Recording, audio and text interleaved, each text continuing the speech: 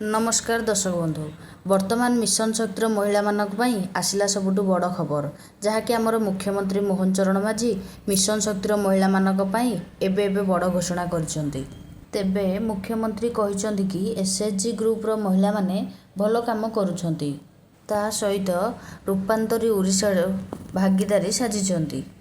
तेबे एहार मध्यरे मिशन शक्तिर सदस्य मानक पई एबे एक बड़ घोषणा करने जाउछंती मुख्यमंत्री मोहन चरण माझी।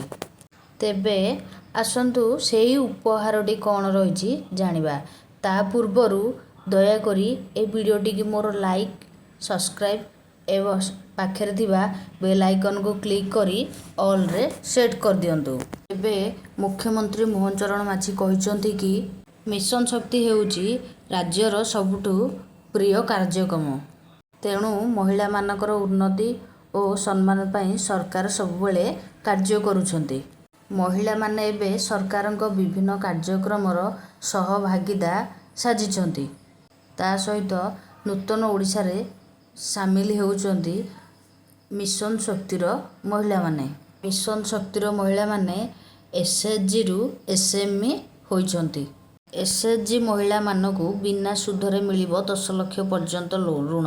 सेहीपरि यूनिफॉर्म और ब्लेजर पाई 70 लाख महिला 1.5 लाख मिशन शक्तिर लीडर मानकु 730 कोटी टंकार आर्थिक सहायता देइछंती सरकार। ता सहित जो माने यूनिफॉर्म और ब्लेजर पाई टंका पाई नादी एबे सेमानक बैंक अकाउंट को यूनिफॉर्म और ब्लेजर पाई टंका आसीबा को जाउची।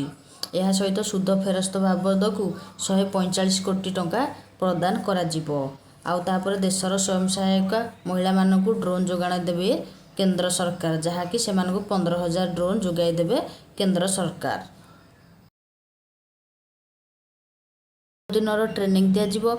आउ एही ट्रेनिंग सरिबा परे सेमानकु मासिक 15,000 टंका दरमा मध्य दिया जिवो, जहाँकि आमर सरकार घोषणा करिसंती। तेणुकरी सबु दृष्टि से मिशन शक्ति महिला मानकु प्रथमे रखिसंती।